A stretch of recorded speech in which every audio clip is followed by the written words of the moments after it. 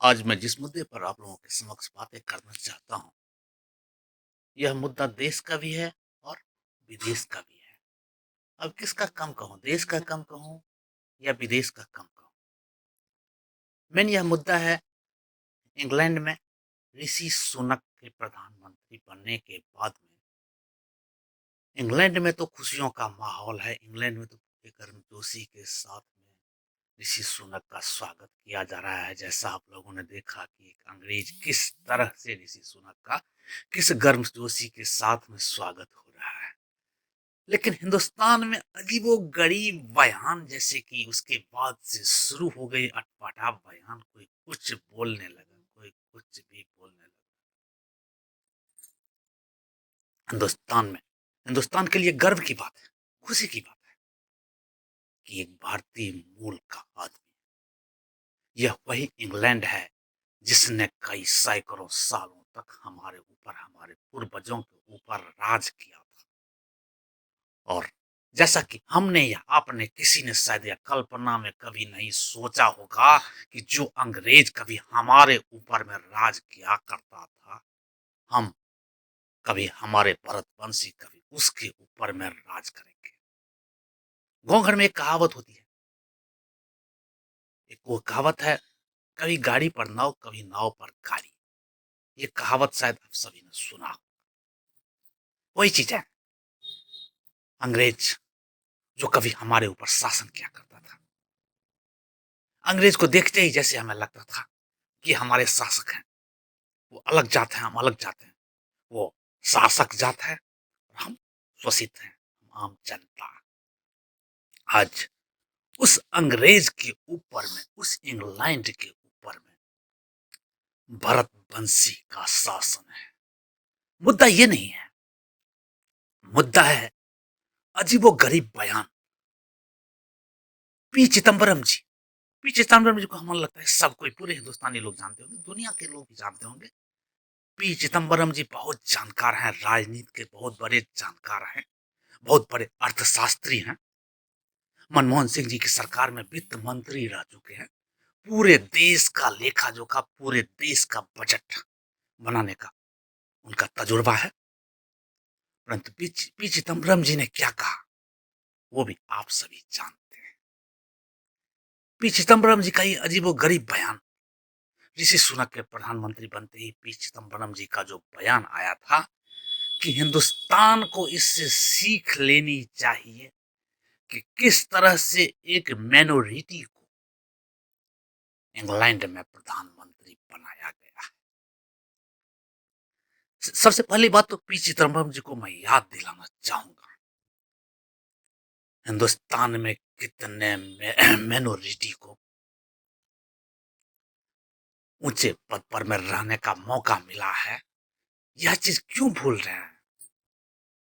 और माइनॉरिटी को हिंदुस्तान में जितना इज्जत दिया जाता है, जितना कदर किया जाता है, जितनी हिफाजत की जाती है, शायद दुनिया में ऐसा कोई कौम नहीं है जहां पर माइनॉरिटी को इस तरह से इज्जत, सम्मान और कदर दिया जाता है।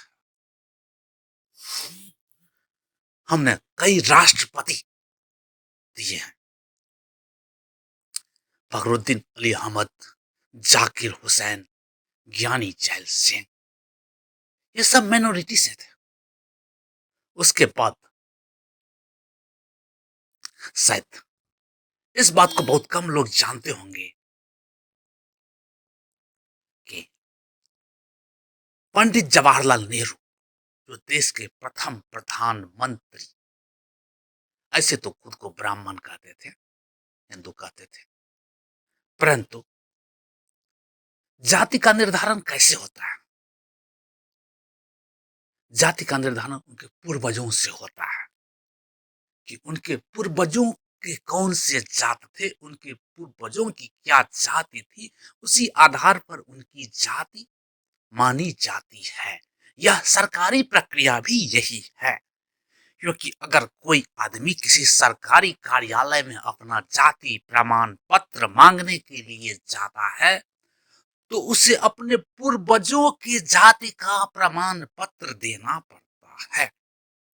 उसे यह साबित करना पड़ता है अभिलेख के द्वारा कि हमारे पूर्वज इस जाति के थे और उसके पूर्वजों की जो जाति होती है वही जाति उसकी होती है और उसी जाति के आधार पर में उसका जाति प्रमाण पत्र निर्गत किया जाता है। यही सामाजिक प्रक्रिया भी है, यही सरकारी प्रक्रिया भी है। हाँ, तो हम चल रहे थे पंडित जवाहरलाल नेहरू। पंडित जवाहरलाल नेहरू के पूर्वज कौन थे? काफी सारे भारतीय लोग इस बात को जानते हैं, परंतु जहां तक हमें लगता है कि बहुत सारे भारतीय इस बात से अनजान हैं कि पंडित जवाहरलाल नेहरू के पूर्वज का नाम गजाजुद्दीन था। और गजाजुद्दीन नाम से ही शायद हम आप सभी जानते हैं कि गजाजुद्दीन कोई हिंदू नाम तो हो नहीं सकता है। तो हमने प्रथम प्रधानमंत्री माइनॉरिटी को दिया है। आजादी के बाद प्रथम प्रधानमंत्री हिंदुस्तान के माइनॉरिटी से बने हैं। हिंदुस्तान ने तो इतना तक दिया है। उसके बाद प्रधानमंत्री इंदिरा गांधी, राजीव गांधी, सभी तो माइनॉरिटी से। उसके बाद कई राज्यों में राज्यपाल माइनॉरिटी से रहे, मुख्य न्यायाधीश माइनॉरिटी से रहे। उसके बावजूद ये पीताम्बरम जी कौन सा अजीब वो गरीब बयान दे रहे हैं। इसके बाद ओवैसी साहब, उनको तो कुछ कहना ही बेकार है। वो तो कुछ भी बोल देते हैं, क्या बोलते हैं शायद उनको खुद भी समझ में कुछ आता है या नहीं आता है, वही जाने। परंतु हमने देखा है कि एकदम पढ़े लिखे समझदार लोग पीताम्बरम जी जैसे अकेले नहीं हैं। पीताम्बरम जी जैसे कई पढ़े लिखे समझदार लोग मूर्खों की भाषा बोलना शुरू कर देते हैं ऐसे ऐसे मुद्दों पर। या तो उनको लगता है कि देशवासी मूर्ख हैं, केवल हम एक अकेले समझदार हैं, देशवासी को हम जो समझाएंगे समझ में आएगा। या दूसरा चीज ये हो सकता है, कितने सदियों से गुलामी की जंजीरों में दबे रहते रहते पुरखों दर पुरखों तक गुलामी में रहते रहते आजादी के आज 75 साल हो चुके हैं, फिर भी जो अंग्रेजों द्वारा जो इन्हें पढ़ाया गया, जो इनके दिमाग में भर दिया गया, वही जाति पाति संप्रदाय धर्म भेद भाव ऊंच नीच, उससे ये आगे बढ़ना ही नहीं चाहते हैं। इनका जो दिमाग है इससे आगे एक्सेप्ट ही नहीं कर रहा है। इनके दिमाग में बस वही चीज भरा हुआ है, यह जाति पाति धर्म संप्रदाय, इससे खुद को ऊपर आने ही नहीं दे रहे हैं। कई लोगों का ऐसा है, अधिकांश लोगों का। मैंने ये पीताम्बरम जी एक नहीं, सोशल मीडिया पर आजकल बहुत सारे लोग, हमने तो देखा है कि कई पत्रकार बंधु भी इस तरह की अजीब गरीब बयान देने लगे हैं। राजनेताओं का तो कुछ नहीं, वो तो कुछ भी बोल दे, अभिव्यक्त की आजादी के नाम पर वो कुछ भी बोल सकता है, बोलेगा ये तो मेरा अभिव्यक्त की आजादी है। इसके अलावा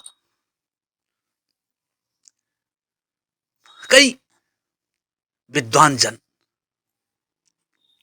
मैं उन सबको, अब बात यह है, हिंदुस्तान की जो सोच है और इंग्लैंड में ऋषि सुनक जी का बन,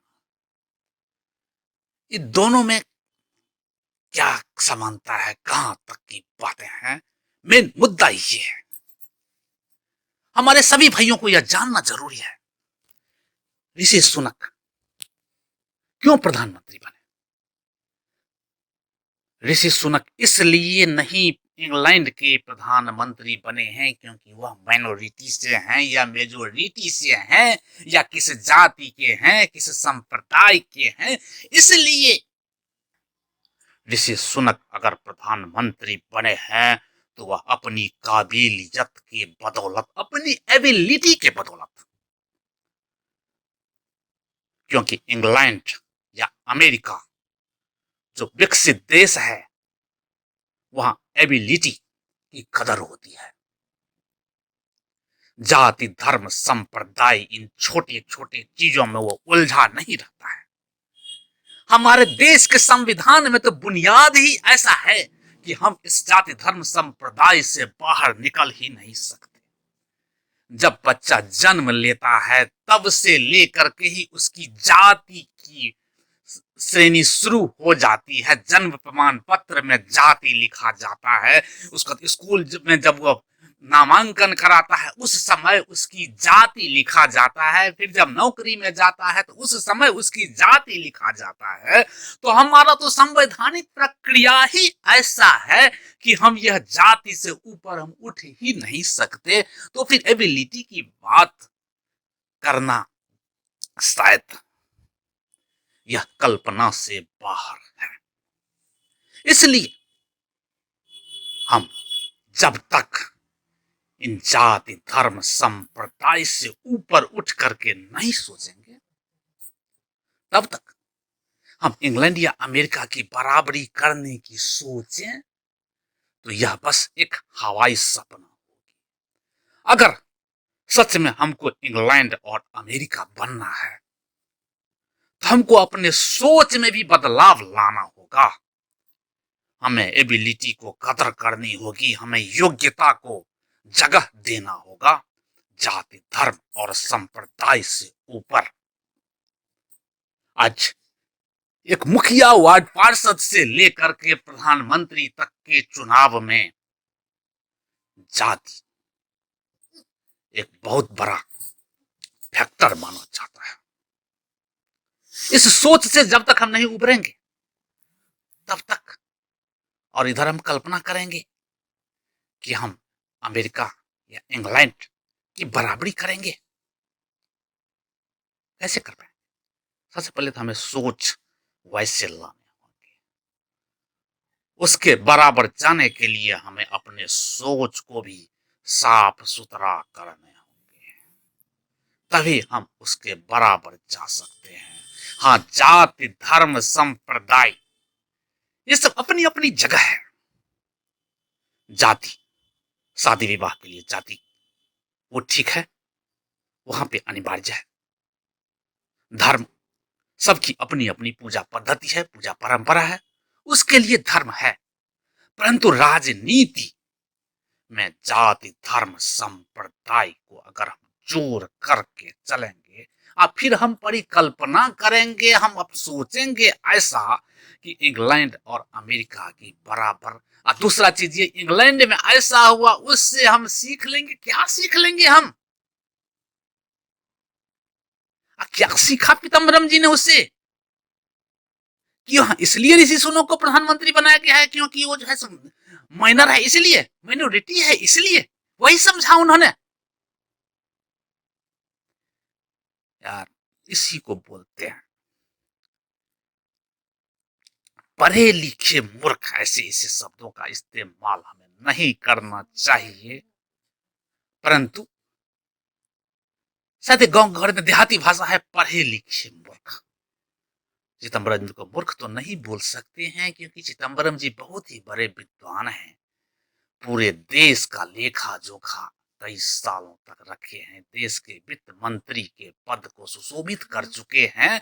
परंतु देहाती भाषा में जो पढ़े लिखे मूर्ख शब्द कहा जाता है, ये उन पर चरितार्थ होता है।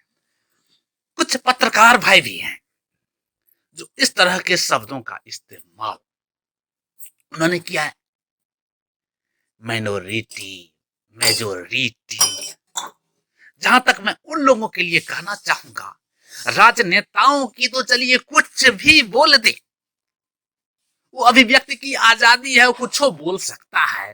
परंतु पत्रकारों का काम होता है आईना दिखाना।